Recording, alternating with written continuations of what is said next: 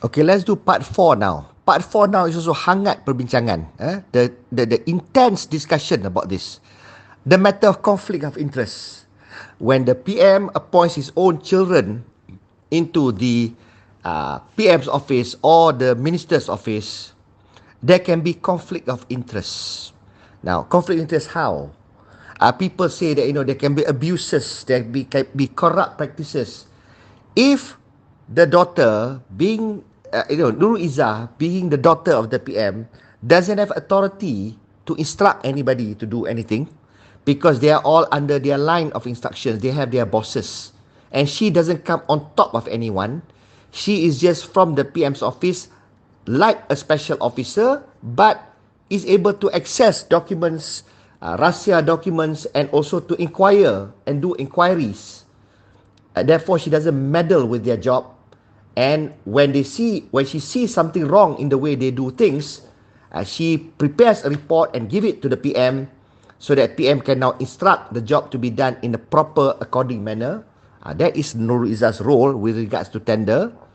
So I cannot see where is that risk of corruption or abuse of power. Any corrupt practice, how? How are you going to... Corrupt means what? You spend the money wrongfully to benefit yourself, or you abuse your power and you instruct certain things to be done that benefits yourself. If she cannot instruct, she cannot run the ministry, she is only getting information to give the father, she can't spend, she can't commit, she's not even earning salary, she can't approve any claims for herself or for anybody, then where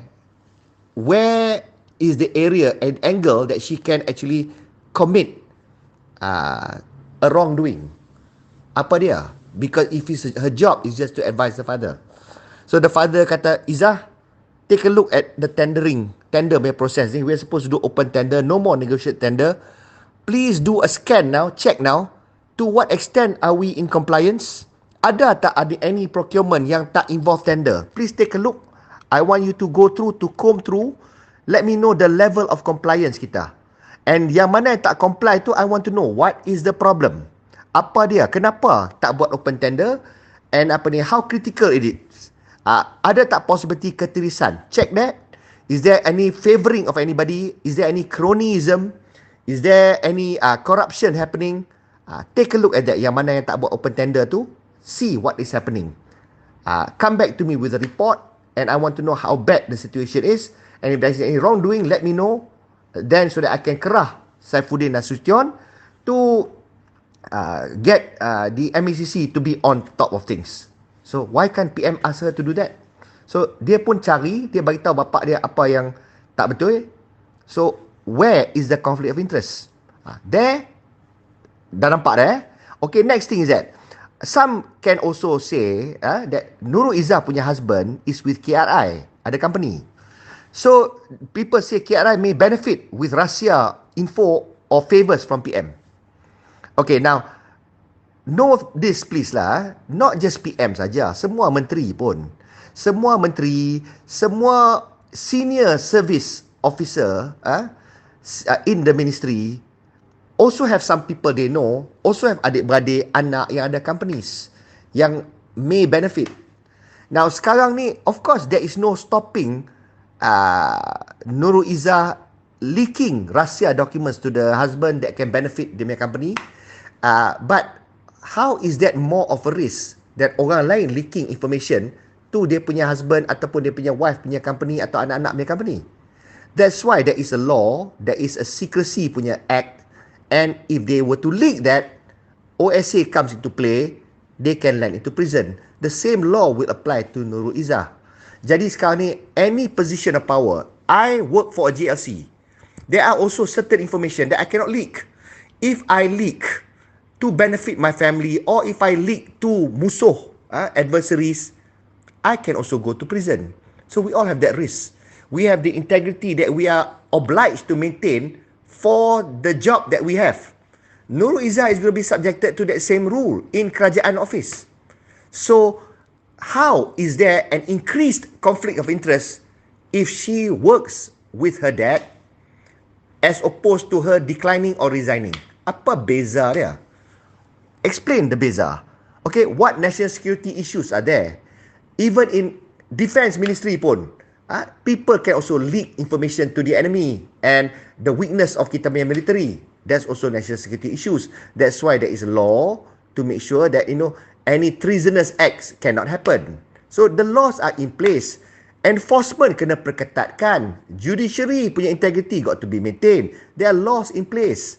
So conflict of interest in this particular case of Nurul Izzah, kat mana yang bertambah just because she is the daughter of the PM? How does it increase when she is not even given executive powers to make decisions? What can she do? Let's say Nurul Izzah sekarang ni, let's say you are Nurul Izzah, you want to indulge in corrupt practices. You want to abuse power to benefit and inure to your own self or your family or your husband. Let's say you want to do that. How? When you come in, you're supposed to advise your father, unless you tipu your father certain things. You tipu your father, kata certain things that's not wrong, you say it's wrong. Or certain thing that's wrong, you senyap mulut, you tak bagi tahu bapak you. You check, you kata everything okay daddy. And then orang yang buat salah tu, dia bayar rasuah pada Nurul Izzah. This will be known. Dalam finance ministry pun, there are so many detractors of Anwar Ibrahim. Masuk Nurul Izzah saja, masuk saja dalam ministry, every orang yang tak puas hati dengan PM, yang tak nak Anwar to hold finance ministry, will be looking at Izzah with a microscope and looking at the slightest thing she do wrong. There will be surat layang, there will be all kinds of things we'll hear. You think Nurul Izzah doesn't know that? Do you think Nurul Izzah doesn't know that she has to be impeccable and not do benda mengarut? Kalau dia main phone masa masuk kerja pun, ataupun dia ponting, ataupun dia pergi extended lunch pun, itu pun orang akan report pasal dia anak Perdana Menteri. So there's no issue about Anwar tak akan protect anak dia. No, kalau there is such a thing, we will get to know about it. This is what it is. Jadi kalau ada abuse, this will be known. They cannot get away with things. Kita dah tak ada draconian punya policies. Kita tak ada draconian punya rules sekarang ni. Dulu masa zaman Najib, you question, you masuk jail. Sekarang ni orang kutuk Anwar macam-macam. Dia punya appointment of dia punya own daughter pun, which he has prerogative to do. He has the prerogative, he has the authority. Nothing unlawful about what he's doing. He has the right as a PM, as a minister to hire anybody. Orang kata macam-macam, orang tuduh macam-macam. Has the police called up anybody? Has anybody been harassed? Has anybody been threatened by the law or a civil suit? Tak ada kan?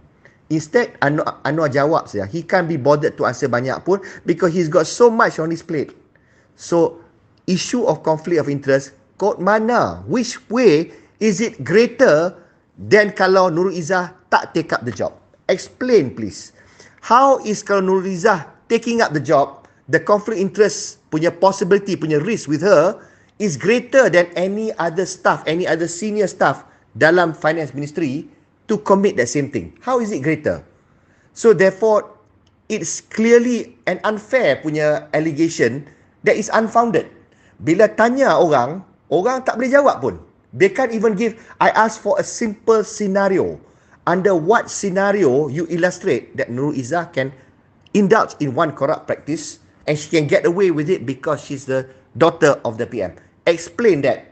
Explain how that can happen and how that can be a secret and no consequences if that were to be done. Explain. Sampai sekarang, I can't get explanation. If anybody can get explanation, please bagi tahu I. I want to know and so that I can respond.